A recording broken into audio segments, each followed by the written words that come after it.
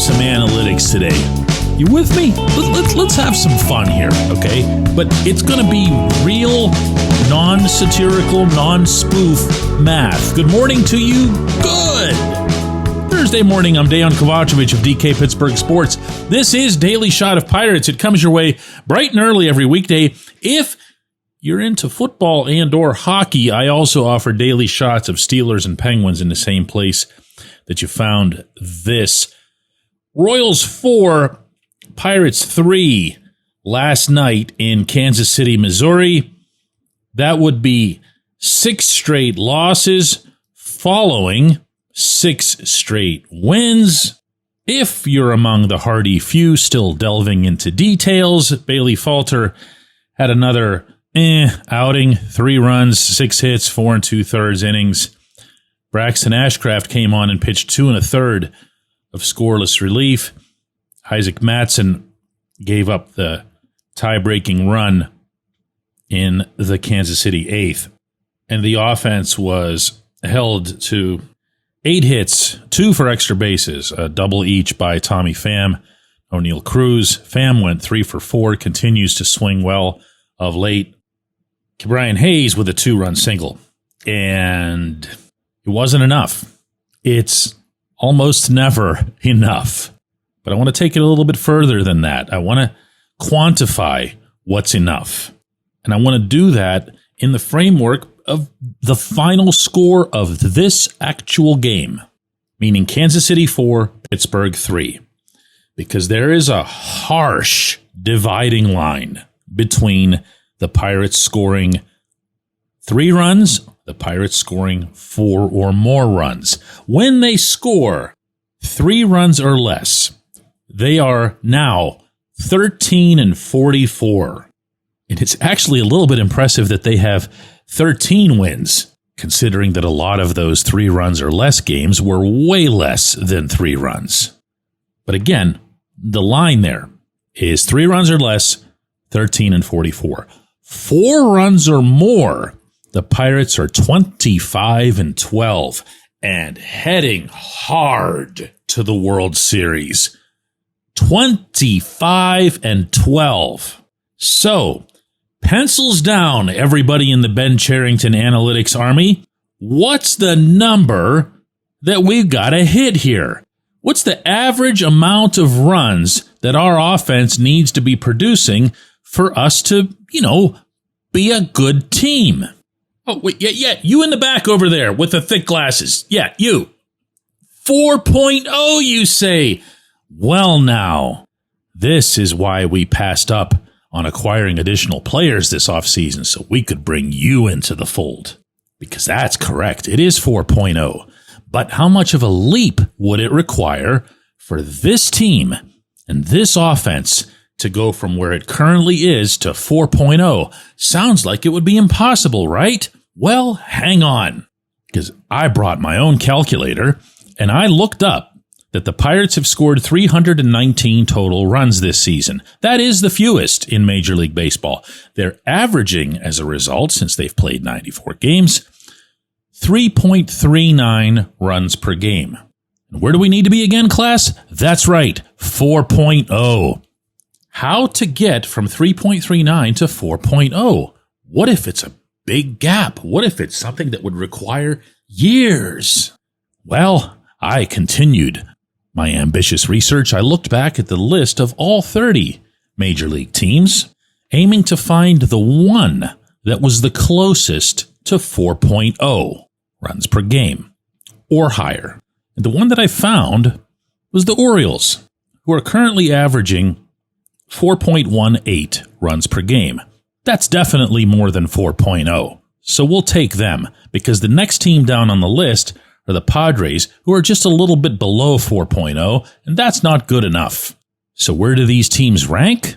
Out of all 30 in the majors, the Orioles rank 22nd. The Padres rank 23rd. So the immense challenge facing all of you white-collared people and everybody else here at 115 Federal is, how do you get this team all the way from 30 to 22 in the rankings?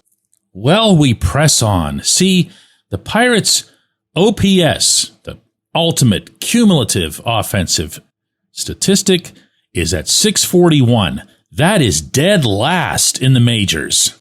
So not only do we have the lowest run total, we also have the lowest OPS. My proposed solution to this problem? Get some hitters. And if we get some hitters, then we won't be dead last in OPS, and then we won't be dead last in runs scored.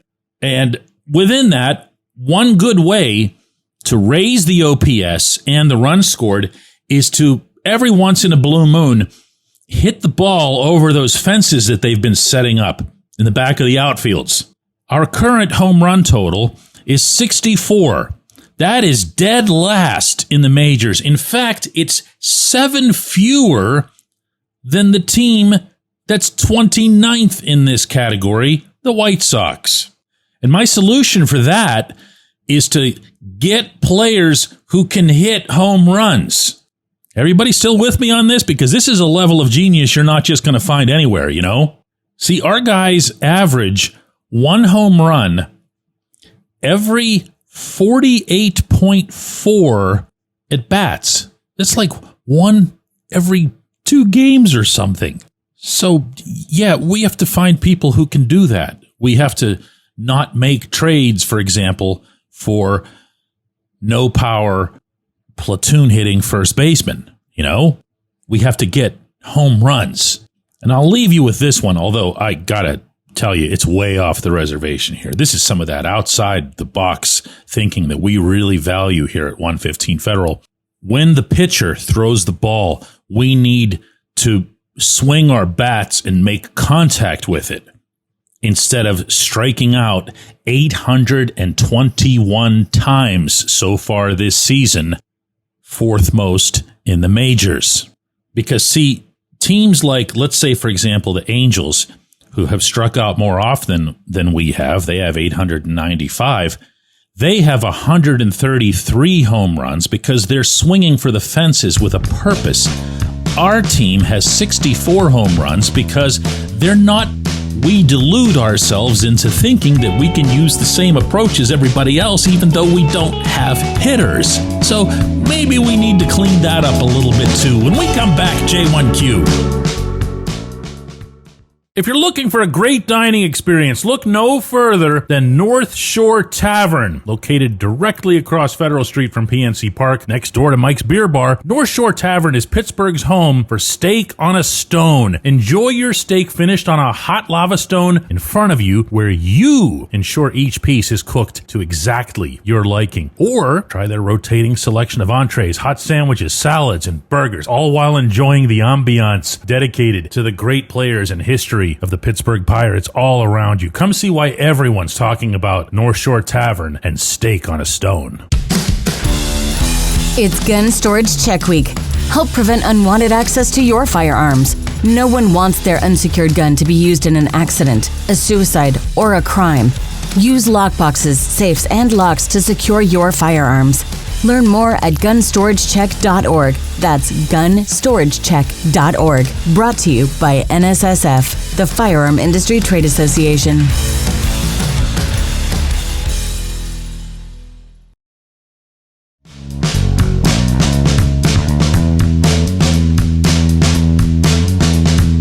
Today's J1Q comes from Landon Fairman, who says, DK, how far does this team have to sink before someone does something? How hasn't someone walked into Ben Cherington's office and packed his things for him? It's not like Bob Nutting doesn't know what's going on, and yet he's going to let Cherington draft and trade. And Landon, the point that you're describing, how far does the team have to sink before? That was months ago. That didn't come about, over this sad little losing streak. Maybe the saddest one yet, losing 6 right after winning 6. But the results, the broader results, haven't changed. The approach hasn't changed at all. If Nutting doesn't unilaterally fire Derek Shelton and replace him with Don Kelly, not a single slice of this script is changed. Not that it's been changed sufficiently, mind you, but none of it would have been any different. The time to fire Cherington was last fall. The only better time to fire Cherington is now.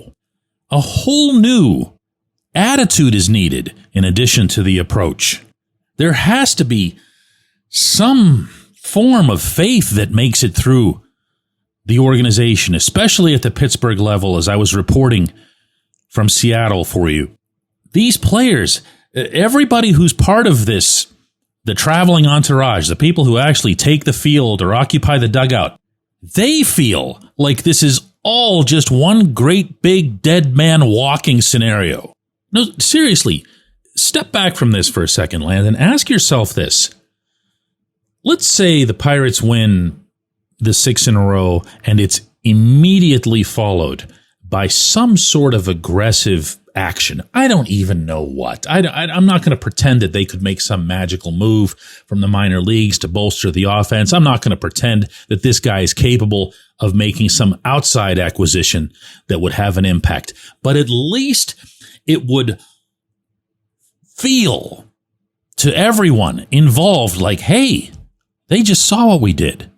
They seem to think we can repeat that. Well, that sure makes me feel good about myself as a baseball player. It makes me feel a little bit better about the team as a whole. You know what Cherington does instead? Locks himself up in his office and focuses on the draft. He's focused on the draft. Think about that for a second. He has the same chance of being this team's GM when those draft picks get to Pittsburgh as I do, as you do. But that's all he understands. That's all he knows. He's a guy that was brought in to do development/rebuilding type things. He even said at the time of his hiring that he felt that was his strongest suit. Organization building was the term. Well, he's terrible at it. So he can't just switch gears and go to the other thing. He just hunkers down and tries to do more of this. Even now. I could do this all day. Landon, if it makes you feel any better, the information that I have is that he's not responsible for the draft anyway. That's Steve Sanders' job. If Cherington were to get fired tomorrow, nothing about the way the Pirates would attack this particular draft would change. And oh, by the way, every trade is going to have to be either cleared or rejected from above as the Pirates approach the deadline. Now, I understand that's not exactly a whole lot of warm and fuzzy because I don't want Bob Nutting determining what's fair value for Mitch Keller. So I would much rather just have Nutting say, hey, listen, you know what? Just leave Mitch alone. We'll figure that out eventually. And fire the guy. Fire the guy. Already. Thanks for the question, Landon. Thanks to everybody for listening. We'll be back with another one of these tomorrow.